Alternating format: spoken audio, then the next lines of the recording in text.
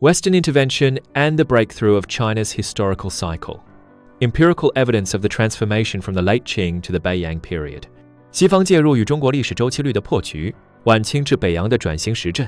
Volume 2, The Order-Breaking Effect of Western Intervention, the Collapse of the Tributary System, and the Imperial Form. 第二卷，西方介入的秩序破局，朝贡体系与帝国形态瓦解。By the Jiaqing and Daoguang reigns, China's traditional historical cycle had entered an irreversible decline. The carrying capacity of the small peasant economy reached its limit, exploitation through bureaucratic hidden rules spiraled out of control, and persistent continental frontier pressures pushed imperial China to the verge of the final cycle of rise and fall. The comprehensive Western intervention initiated by the Opium War in Iba Siling was not merely military conquest and economic plunder. It systematically dismantled the underlying institutional framework of the traditional tributary empire across multiple dimensions. International legal order, diplomatic, ritual structure, territorial identity construction, foreign-related governance models, and sovereign rights protection practices. Taking the expansion of the treaty system and the collapse of the tributary system as the main line, this volume integrates John King Fairbank's impact response theory, Zhang Ming's empirical research on modern institutions, frontier identity analyses by New Qing history scholars such as Mark Elliott, first-hand reports from the New York Times correspondents in the late QING, Arthur Henderson Smith's on-the-ground observations in China, and Wu Si's violent economics perspective from the blood reward theory. IT systematically examines how Western intervention broke the closed international order and imperial governance that sustained the historical cycle, removing fundamental institutional barriers for China's modernization transformation. The replacement of the tributary system by the treaty system, the dual historical implications of unequal treaties. 1. 条约体系对朝贡体系的代换，不平等条约的双重历史遗骸。The traditional East Asian international order was centered on the tributary system, a hierarchical political ritual trading community based on the Sino-barbarian distinction. The Central Plains Empire regarded itself as the Celestial Empire, while neighboring regimes fulfilled obligations of investiture, tribute, and military support as vassals. In return, the empire provided conciliation, loose control, and military protection to maintain frontier stability. Deeply intertwined with internal imperial autocracy, small peasant finance, and bureaucratic governance, this system was a key pillar supporting the external closed loop of the historical cycle. Vassal submission alleviated frontier troubles. Tributary monopoly concentrated commercial resources in imperial hands, and the Sinobarbarian hierarchy reinforced the universal legitimacy of imperial power.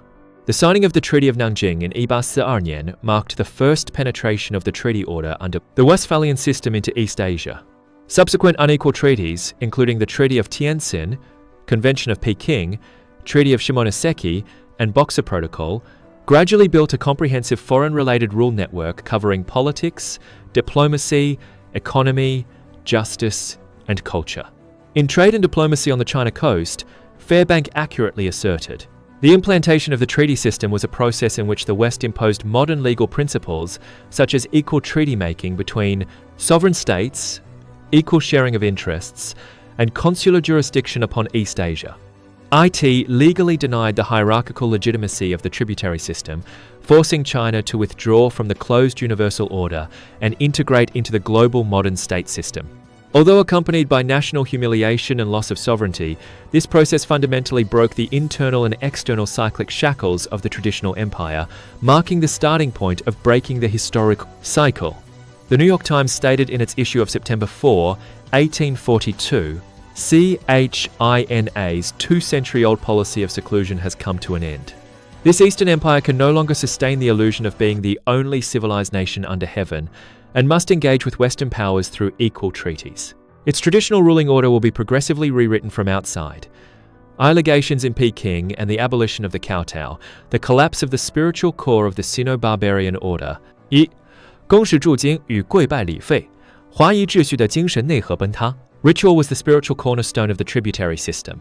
The kowtow ritual was a concrete manifestation of the emperor's identity as Lord of all under heaven and a ceremonial confirmation of the Sino-barbarian hierarchy. The Treaty of Tientsin-Iba explicitly stipulated that Western envoys would reside permanently in Peking and would abandon the kowtow in favor of the Western bow when presenting credentials. Emperor Shanfeng, once offered to waive all import and export tariffs in exchange for the powers abandoning the clause on permanent legations, showing the fatal blow this ritual change dealt to the legitimacy of the traditional empire. Zhang Ming commented in rewriting modern Chinese history, "The retention or abolition of the kowtow was never a mere dispute over diplomatic protocol, but a subversive restructuring of civilizational hierarchy. China was forced to acknowledge that it was not the universal suzerain, but merely an ordinary nation within the state system. The 2-millennium-old Sino-centric worldview lost all sacredness under this clause. As the universal ritual legitimacy of imperial power collapsed, the moral foundation of internal rule loosened, and the spiritual bond sustaining the historical cycle was fractured for the first time." The New York Times reported on July 15, 1858, "The Emperor of China has finally accepted equality with Western monarchs. The millennial tributary ritual system is declared dissolved. For the first time, the ruler of this Eastern Empire appears on the international stage as a head of state, not as the universal suzerain." Treaty tariffs and treaty ports. The external breach and the small peasant economy's seclusion. 2. 协定关税与通商口岸，小农经济封闭性的外部破口。The Treaty of Nanjing established the principle of agreed tariffs, stipulating that tax rates on British imports and exports were to be fairly negotiated between China and Britain.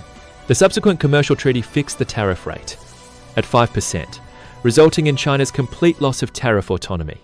Meanwhile, the treaty opened 5 treaty ports: Canton, Amoy, Foochow, Ningpo, and Shanghai. Later expanded to dozens, these ports allowed Western goods and capital to flood in, dealing a severe blow to China's traditional self-sufficient small peasant economy.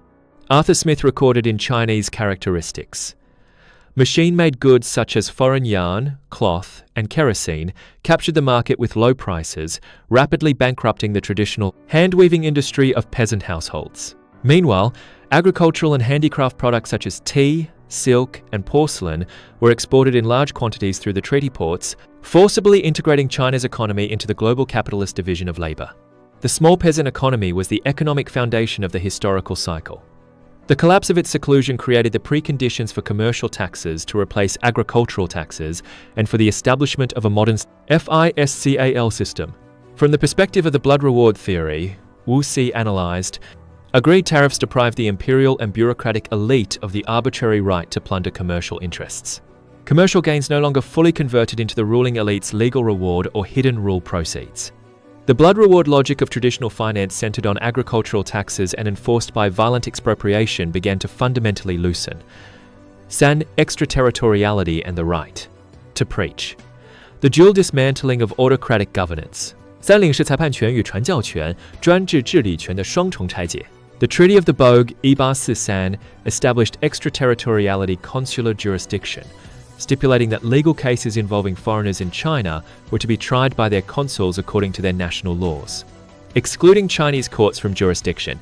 While this privilege represented a severe loss of judicial sovereignty, from a civilizational transformation perspective, it introduced modern judicial principles such as legality, procedural justice, and presumption of innocence into China, directly challenging the traditional judicial system of laws emanating from the sovereign fusion of ritual and punishment, and inquisitorial torture. This laid the groundwork for the later legal reforms of Shenzhen. The Treaty of Whampoa 1844 and the Convention of Peking 1860 successively granted Western missionaries the legal right to preach, purchase property, and build churches in the treaty ports and inland China. Christian charitable forces legally entered the Chinese heartland. As an eyewitness missionary, Arthur Smith pointed out in Chinese characteristics, missionaries established orphanages, hospitals, and modern schools and conducted indiscriminate famine relief, breaking the imperial government's monopoly on benevolent governance. For the first time, the people realized that survival and aid were not the exclusive gifts of imperial power, fundamentally shaking the traditional ideology that the imperial power nourishes the people. Yu Xian, the governor of Shanxi, massacred missionaries and memorialized the throne that Western relief exposes the court's shortcomings and confuses the people's hearts, a primal panic of autocratic rulers in the face of the fragmentation of governance. Power.